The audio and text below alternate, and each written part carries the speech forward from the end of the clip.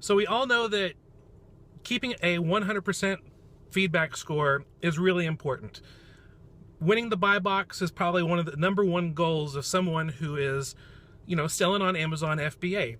The buy box, for those of you who don't know, is the box that Amazon puts on the Amazon product page that over 80% of customers click on, maybe even more than that. Maybe it's up to 90% now. 90% of people click on that to actually buy. Even though there might be cheaper items sold by somebody else, Amazon wants to give the customer the absolute best experience. And so they have a certain algorithm that's secret, but we can kind of figure out a few things about the algorithm that they decide who gets the buy box, which third-party seller gets the buy box and most likely gets the sale. And I know that one of the things that Amazon looks at and weighs heavily is a seller's feedback. And so today I want to talk to you about 5 ways that you can increase your feedback score, can correct old feedback that you might have that's weighing you down, and how to have, as best as you can, as close as you can to 100% 5-star feedback. So the first thing that I do all the time is when I choose a condition of the item, I always round down instead of up. Most people are tempted to round up with their condition. If they see a book and it's like, in good condition, they're like, well, if I sell it as very good, I can probably get an extra few bucks. Or maybe you see a toy and, you're at Walmart and you see the toy and you look at it and all the sides are kind of scuffed up. The toy inside's still new, but the box is kind of scuffed up. Really, you need to be selling that as collectible like new, not new. But so many people are running after the dollar bill and make mistakes and sell it as new, even though it should be like new, with the box being scuffed up the way it is. So that's my first tip, to make sure that you have really good feedback. Round your condition down, not up. The second tip is to think twice before selling an item that you think is in acceptable condition. Maybe there are people out there who have the exact same definition of acceptable as you do, but a lot of people might not. And what you think is acceptable, some other people might think is unacceptable, and that would just make you, that would probably lead towards negative feedback. So I try to stay away from selling items in acceptable condition. It's just not worth the risk to me. Some people say that something is an acceptable condition just because that's the lowest ranking, when really, I've seen books on Amazon before that people said it's an acceptable condition, but the entire book was underwater at some point. Some of the pages are stuck together and there's a few pages missing. That's not acceptable. That's unacceptable. So don't just choose acceptable just because that's the lowest rating. Acceptable really does need to, you need to go to Amazon, look at the guidelines, and see what their definition of what acceptable condition is. In fact, there's some categories like toys and games where they don't even allow you to sell it as used or collectible acceptable, because that's just selling something as acceptable to me is unacceptable. So that's my second tip. My third tip for fixing your feedback, being able to try to get 100% feedback score, is to, when you get an unfair negative feedback, and you will, you need to act quickly. When you get an unfair negative feedback, you need to act quickly. When I talk about an unfair negative feedback, what I mean is someone says, this item costs too much, I could get it for cheaper at the store or just around the corner. Well, that's not feedback for you as a seller. That's honestly feedback on them as a customer who, paid more for something that they could have gotten around the corner. Or they might say something like, I thought this was going to be a different shade of blue. I didn't like it. And, that's not feedback as you as a seller. That's a product review. And that needs to go on the Amazon product page, not as you as a seller. So that's an unfair negative feedback. So what you need to do with that is go into Amazon, go to log into Seller Central, and you can open up a ticket to have Amazon review that feedback. And most of the time, they even have like an algorithm sometime where they will recognize certain keywords in other people's feedbacks and automatically remove it just by you asking. Other times, they need a person to look at it. And if someone from Amazon looks at the feedback that you got that you think was unfair, some of them might think, well, that sounds fair to me. Well, you don't have to stop there. You can continue to open up another ticket and ask somebody else, and keep going until you get the answer that you're looking for. Because sometimes the people who are working on the Amazon feedback removal requests are trying to just get through things quickly, and they might not understand you. They might not understand why it's unfair. And, you know, it's just something that you need to look at. I've got more about this, this tip, number 3, at fulltimefba.com/perfect feedback. And you can find out more about that. So that's 3 of the tips. And I'll talk about some more. Tip number 4, if you actually get legitimate negative feedback, then you need to act quickly, act apologetically, and act generously. Because sometimes you get fair feedback that is your fault, that you made a mistake.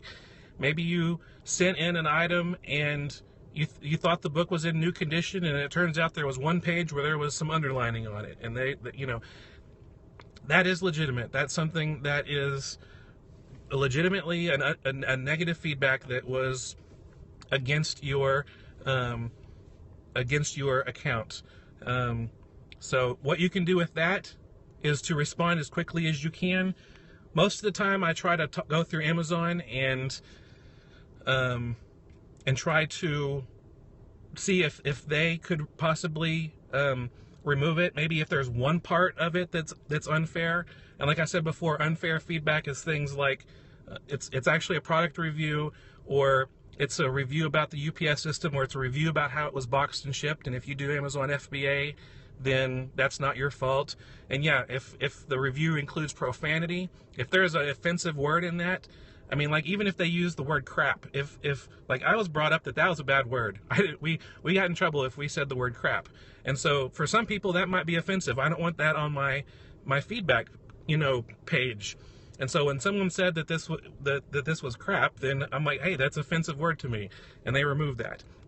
And so, look into ways that you can ask Amazon to remove that. And if that doesn't work, if Amazon does not end up removing that negative feedback, then you reach out to the customer and you send them an email, and as apologetically as you can, say, I'm so sorry. Let's say, for example, they said that that they got the item and it was a coffee maker, and they got it and it didn't work. It was broken and it didn't work.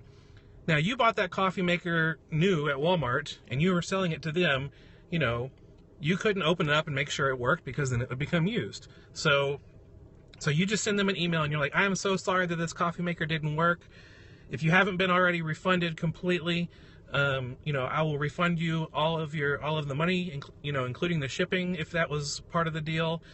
Is there any way I can make this right? I'm a small seller, working out of my house, and my feedback score is really important to me. Is there any way I can make this up to you? I want to make things right, and just apologize. And a lot of times they'll be like, okay, yeah, I understand. Thanks for the refund, or you can offer a replacement if you have one. So, you can follow up that way. And sometimes after that, you can send an email and say, if you feel like I've been able to make up for my mistake, would you mind thinking about revising your feedback? Here's a link that will help you revise your feedback. Or if they don't do that, you can also send them an email and say, I really feel bad about this, and I want to make it up to you, and I would like to give you a $10 Amazon gift card, no strings attached, just because I'm sorry. I hope you'll accept that. If you'll accept a $10 gift card, please let me know, and I will send one right away. And almost everybody will say, yes, I want an Amazon gift card. You never, ever, ever, ever, ever, ever, listen to me. Never, ever connect the gift card with your request to remove feedback. It's never in the same email, never in the same breath, never even a hint. But maybe a week or so later, after they get the gift card, and if you send them a digital gift card, then you can see when they redeem it. Then you can follow up and say, again, I just want to let you know I'm trying my best to make up for this. I made a mistake. I'm sorry. I want to make this right. If you feel like I've been able to do everything I can to fix this situation or make it right, would you consider revising your feedback score? It means a lot to me. Amazon sees 3 feedback as a negative, even though they call it neutral. So anything about 4 or 5 would be really appreciated. If there's anything else I can do to earn a 4 or 5 feedback score, please let me know. And again, you never even say, hey, I noticed you used the gift card, or you never even mention the gift card at all. Never, because that's against the rules. You cannot bribe or pay someone to remove feedback. You just do it out of the goodness of your heart, and hope that will trigger in their mind, hey, they really did do everything that they could. They went above and beyond most other sellers. I will revise my feedback. And a lot of times you can get those legitimately, fair feedbacks that were left against you, removed. And then my 5th feedback tip for you, and this is the one that's had the biggest impact on my Amazon feedback, is to use a service called Feedback Genius. I actually talked with the people at Feedback Genius. I've been able to get a special deal for y'all. I'll tell you about that in a second. You can find more about Feedback Genius at fulltimefba.com/genius. Feedback Genius really is a genius thing. It's a system that you basically pay a small monthly fee, and they send out emails to your customers. They send 2 emails out to your customers, and you can kind of tweak it and make it say exactly what you want it to say, but they kind of set things up for you with like a general template that you can start off with. But you go through Feedback Genius, and the Feedback Genius is able to look into the order and see when UPS is going to deliver the person's package. And on the day it's supposed to be delivered, Feedback Genius sends them an email from you saying, hey, thank you for your order. I just want to let you know you should be getting your fill-in-the-blank item a little bit later today. If you find anything that you love about the item, we'd like to know. And here's a place where you can leave us feedback. If you find anything you don't like about the item, please respond to this email and let us know so that we can make things right. And it's just basically trying to go in and start the conversation to let them know that leaving you negative feedback is not the first place to go. If they want help, if they want things fixed, contact you first. And then if they don't leave feedback after a few days, and you can kind of pick the days, I think I have mine set up for about a week later. If they don't do that, then another email goes out and to them, and it says, hey, you've had this item for a week and probably had a chance to use it. If you love it, I really appreciate it if you could go to this website and leave me a 5-star feedback. If you don't love it and there's something wrong, please let me know. I want to make things right. Please help me fix whatever the issue is. Again, if you loved it, go to this website and leave me positive feedback. And it has increased my feedback ratings. Amazing. I've been able to almost triple my feedback because, it's so rare when you actually get feedback. I know on eBay, probably about half the auctions that I had closed ended up with feedback scores. And for now, it's probably maybe 1 or 2% of every order that goes out actually comes back with a feedback score. And so I've never had any issues with customers being annoyed with these emails. They actually find it helpful because they get a reminder that they should be expecting the item today. And I have a follow-up that is just making sure everything is right. In fact, I sometimes get emails just going, oh no, we actually love the, fill in the blank toy, and we love it. We thank you so much. We really appreciate it, and we'll shop from you again. I don't know how they're going to find me to shop from me again, but maybe they will. Maybe they'll store my Amazon page. Who knows? But Feedback Genius really is genius. And if you go to fulltimefba.com/genius, you can try it out for free. They offer a free deal where you get 500 messages that they will send out for free and a 60-day free trial, which is double like if you just sign up on your own, you're going to get a 30-day free trial. But if you sign up through the link that's going to be on the screen in a moment, fulltimefba.com/genius, then you're going to be able to get 2 months, 60 days worth of this for free. And you'll be able to see for yourself how your feedback rating will double or triple, and you'll also be able to deal with issues before they become negative feedbacks in the future. So it really is genius.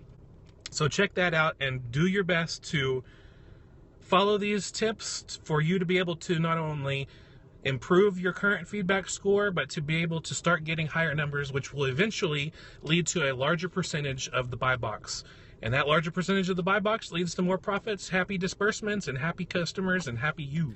That's all the time we have for today. Thank you so much for watching. I really appreciate it.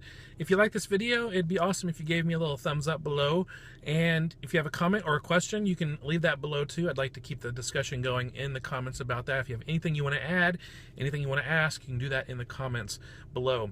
Also below in the description, there you will find links that I talked about during this video, and you can check that out in the description below, and it will take you right where you want to go. And you know what? If you'd like to make sure you don't miss out on any future videos, be sure you subscribe to this YouTube channel so you get all of the free Amazon FBA video training that I will be uploading often. And if you want to learn more about how to make a full-time income, only spending part-time hours with Amazon FBA, come on over to the website, fulltimefba.com. Subscribe, you'll get some free PDF downloads that will help your Amazon FBA business become a little easier. I want to help you make a full-time income with only part-time hours on Amazon FBA, and I will see you soon. Bye.